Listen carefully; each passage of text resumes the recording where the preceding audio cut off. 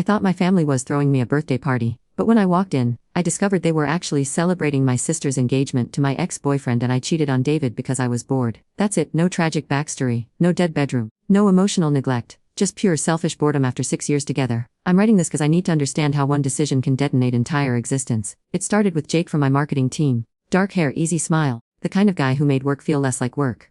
David was predictable. Same restaurants, same Netflix shows, same missionary position twice a week. Jake was excitement in a cheap suit. The first time Jake asked me to grab drinks after our presentation, I said yes without thinking. David was working late again anyway. We went to this trendy bar downtown where everything was overpriced and Instagram-worthy.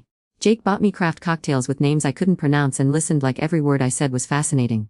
"You're too smart for that boring job," he said, leaning closer. "Should be running that place." I knew it was a line. I didn't care. When was the last time David had looked at me like that? When was the last time anyone had made me feel special instead of just there? 3 drinks in, Jake's hand was on my thigh. 4 drinks in, I was telling him about how David and I barely talked anymore beyond logistics. 5 drinks in, I was in an Uber to his apartment, hurt texting David that I was staying late for team bonding. There was nothing special. Honestly, it was worse than David. But it wasn't about it was about feeling wanted, feeling chosen, feeling like I mattered to someone who didn't take me for granted. I should have stopped there. Should have felt guilty, confessed, worked on my relationship instead I felt alive for the first time in months. The affair lasted 4 months. Hotel rooms during lunch breaks. His apartment when David worked late, during meetings. I became an expert liar, crafting believable excuses with the same creativity I'd once put into actual work. David suspected nothing. Sweet, trusting David who brought me coffee every morning and still me goodbye like we were new lives.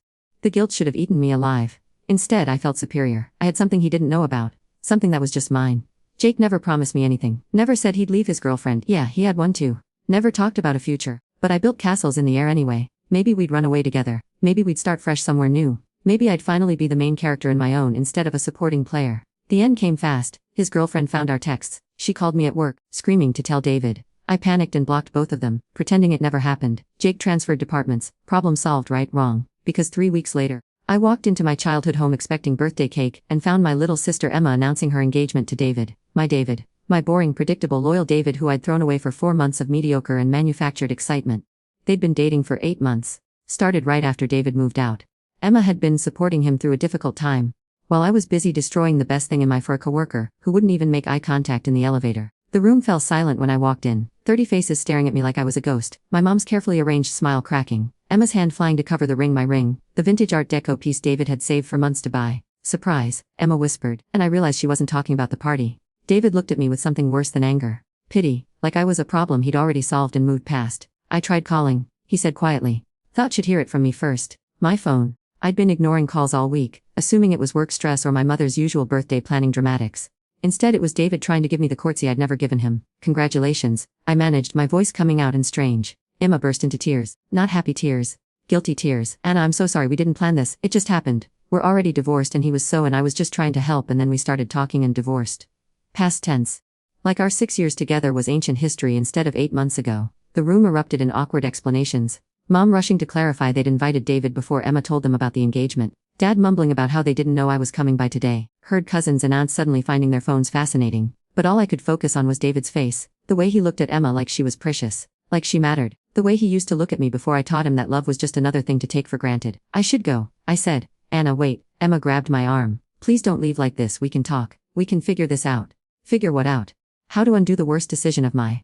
How to explain that I'd traded the love of my for a few orgasms with a guy who couldn't remember my middle name. I left. Drove home to my studio apartment with its Murphy bed and single, serving everything. Her called in sick for the rest of the week and ate birthday cake ice cream for dinner while scrolling through their engagement photos on Instagram. They looked happy. Really happy.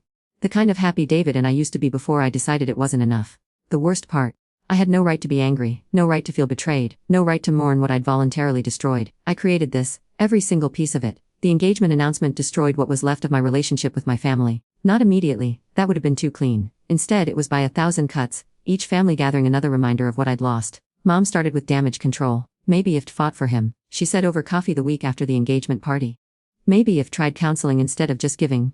I wanted to tell her the truth. That I hadn't given, I'd blown it. That David didn't leave me for someone else. He left because I'd already left him in every way that mattered. But telling the truth would mean admitting what I'd done, and I wasn't ready for that level of family judgment. "We just grew apart," I lied. "People don't just grow apart, Anna. Stop trying." She wasn't wrong, but not in the way she thought. The wedding planning started immediately. Emma, guilt-ridden and overcompensating, tried to include me in everything. Dress shopping, venue visits, cake tastings. Like we could friendship bracelet our way through the fact that she was marrying my ex-husband. Could be my maid of honor, she suggested over lunch, her engagement ring catching the light every time she gestured. I know it's weird, but my sister. I want there. I stared at her across the table, this sweet, guileless girl who had no idea what she was asking. How do tell someone can't watch them marry the person destroyed to lose? I don't think David would want that, I said. He said it was to me. He said he just wants me to be happy. Of course he did, because David was good. David was kind. David was everything I'd convinced was boring instead of recognizing as rare. I agreed to be in the wedding. Not because I wanted to, but because saying no would have required explanations I couldn't give her. So I bought a bridesmaid dress in the color Emma picked and smiled for engagement photos, and pretended my heart wasn't hemorrhaging every time I saw them together. Work became my only escape, which was ironic since work was where I'd in the first place. Jake had transferred to the West Coast office, so I didn't have to see him, but everyone knew we'd been involved. Office affairs are like pregnancy, think you're being discreet, but everyone figures it out eventually. Sarah from accounting started the whispers. Wasn't Jake dating that girl from product marketing? Wonder what happened there. Then it was Kevin from sales. Heard Jake got transferred after some workplace drama. These millennials need to learn to keep it professional. I became the cautionary tale at company happy hours. The woman who'd had an affair with a coworker and ruined her marriage. They were wrong about the timeline but right about the outcome. My performance reviews started slipping, not because I was bad at my job, because I'd become a liability. Companies don't want employees who create HR nightmares, even if those nightmares stay technically within legal boundaries. We're restructuring the marketing department. My boss told me in a meeting that felt like a funeral. Position is being eliminated, but we'd love to help find something else internally. Translation or fired, but we're being nice about it. I took a severance package and tried freelancing, worked from coffee shops and library quiet rooms, taking whatever clients would of me. The isolation was suffocating, but it facing the office rumor mill every day. The engagement photos went viral in our social circle. Not actually viral, but viral enough that I couldn't scroll through Instagram without seeing David's smile, Emma's dress, their perfect happiness. Friends started choosing sides without realizing there were sides to choose. They invited David and Emma to parties, barbecues, game nights. I got pity invites to women-only events, baby showers and book clubs and nights where I was the divorced one, the cautionary tale, the woman who'd had such a nice guy, and let him get away. We'll find someone better, they'd say, patting my arm like I was a rescue dog. But I didn't want someone better. I wanted David, I wanted my back. I wanted to undo every text I'd sent to Jake, every lie I'd told, every moment I'd chosen temporary excitement over permanent love. The worst part was watching David become himself again. At family gatherings, yes, I still had to go to family gatherings. I could see him relaxing, laughing more. The tension I'd thought was just his personality had been stress. Stress from living with someone who'd checked out of their relationship without bothering to mention it. Emma brought out the best in him. She listened when he talked about his work. She asked follow questions. She remembered the names of his colleagues and asked about his projects and made him feel heard in ways I'd stopped doing years before the affair. Watching them together was like seeing a movie of what David and I used to be, back when I'd cared enough to care. Before I'd started seeing his reliability as boring instead of beautiful. 6 months before the wedding, Emma called me crying. I found something, she sobbed into the phone. And David's old laptop, pictures of two. From trip to Colorado, the ski trip. Our last good weekend before everything went to. We'd looked so happy in those photos, so solid, so permanent. I feel terrible, she continued. Like I'm replacing, like I'm living in shadow. I should have comforted her, should have told her that David loved her. Not my memory, should have been the big sister she needed. Instead I said maybe are. She hung, didn't talk to me for a month. When she finally did, it was to uninvite me to the wedding. I think it's better this way, she said, not meeting my eyes. For everyone. I agreed. Because by then I'd realized the truth. I wasn't mourning David, I was mourning the version of that had deserved him. The woman who'd loved him completely before I decided complete wasn't enough. The wedding happened on a Saturday in October. I spent the day at the beach alone, watching couples walk hand in hand along the shoreline. My phone buzzed with Instagram posts from the reception. David's smile, Emma's dress, my family dancing without me. That night I wrote David a letter I never sent. An apology. A confession. An explanation of everything I'd been too cowardly to tell him when it might have mattered. I told him about Jake. About the affair. About how I destroyed the best thing in my for something that meant nothing. About how sorry I was. About how much I missed him. About how watching him with Emma was both an relief because at least someone was loving him the way he deserved. I wrote 15 pages and then deleted every word, because some apologies are too late, some wounds are too deep, some mistakes are too permanent. I was the architect of my own destruction, and now I had to live in the ruins. 2 years later, Emma got pregnant. The announcement came through a text from Mom. Emma's having a baby, due in September. We're all so excited. I stared at that text for 20 minutes. David was going to be a father. With my sister. They were building the family I'd thrown away for a man who'd ghosted me the second his reel got complicated. The baby shower invitation arrived 3 weeks later. Cream cardstock with gold lettering, celebrating baby Matthews. Matthews, David's name that should have been my name, now legally Emma's, soon to be their child's. I didn't go to the shower, sent a gift from the registry instead, a high-end baby monitor that cost half my freelance paycheck. Attached a note, congratulations. Wishing all the happiness in the world. I meant it. That was the worst part. By then, I genuinely wanted them to be happy. Not because I'd moved on, I hadn't, but because I'd finally understood that their happiness wasn't about me. Had never been about me. Was happening despite me, not because of me. The baby was born on a Tuesday in September. Emma had complications, emergency C-section. Had extended hospital stay. Mom called me from the waiting room crying with relief. She's perfect, Mom sobbed. 7 pounds 2 ounces, they're calling her Lily. Lily, a name David and I had discussed once years ago. In that hypothetical way couples talk about future children when they still believe in futures. David hasn't left the hospital. Mom continued. He's been sleeping in that awful chair next to Emma's bed. He's so good with the baby, natural father. I hung and cried for 3 hours, not because David was a father but because I could picture it so clearly. His gentle hands holding a tiny person, his soft voice singing lullabies, his patient smile during 3M feedings. He would have been a good father to our children too. If I hadn't decided that good wasn't enough. The first family gathering with baby Lily was. She was objectively perfect, David's dark hair, Emma's button nose, tiny fingers that wrapped around anything they touched. Everyone cooed and passed her around like she was made of spun gold. David held her like he'd been born for it, natural and easy and completely in love. He'd changed diapers, knew her different cries, could soothe her when she got fussy. Perfect father to the perfect family I'd made impossible for. Want to hold her? Emma asked, appearing beside me with the baby. I shook my head too quickly. I'm getting over a cold. Ali. I couldn't hold David's baby because I knew I'd break. Hurt, knew I'd imagine what might have been. Knew I'd finally have to face the full scope of what I'd destroyed. Emma looked but didn't push. She'd learned to navigate around my landmines over the past 2 years, treating me like a barely stable explosive that might detonate at any moment. She wasn't wrong. That night, I went home and looked Jake's social media. I'd blocked him everywhere after the affair imploded, but curiosity finally won.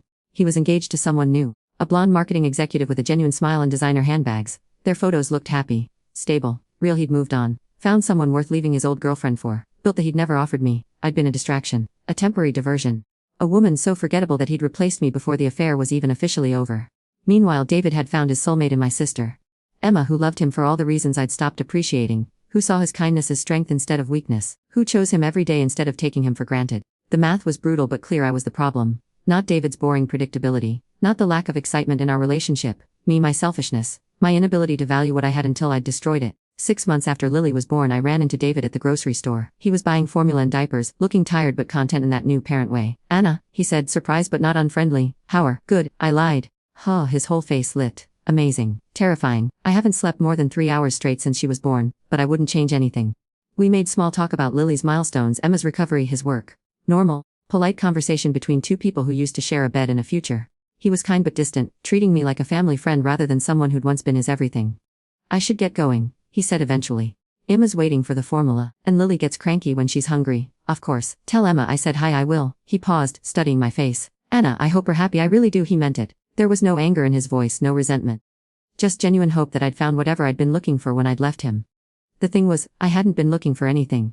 I'd just been running from something good because good felt boring compared to the adrenaline rush of bad decisions. I watched him load groceries into the same Honda we'd bought together, now equipped with a car seat and baby sunshades. Watched him drive away to the family we should have built together. That night, I finally wrote in the journal my therapist had recommended. Started with the truth I'd been avoiding for 3 years. I cheated on the best man I've ever known because I was too immature to appreciate what I had.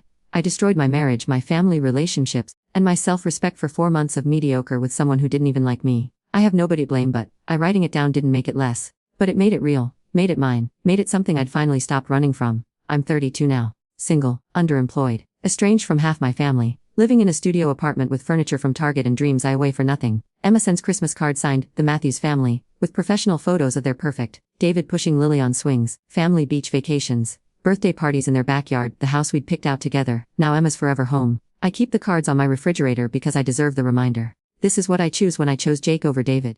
This is what I traded for excitement that lasted 4 months and left scars that will last forever. Sometimes people ask if I regret it. If I'd do things differently if I could go back. Of course I would.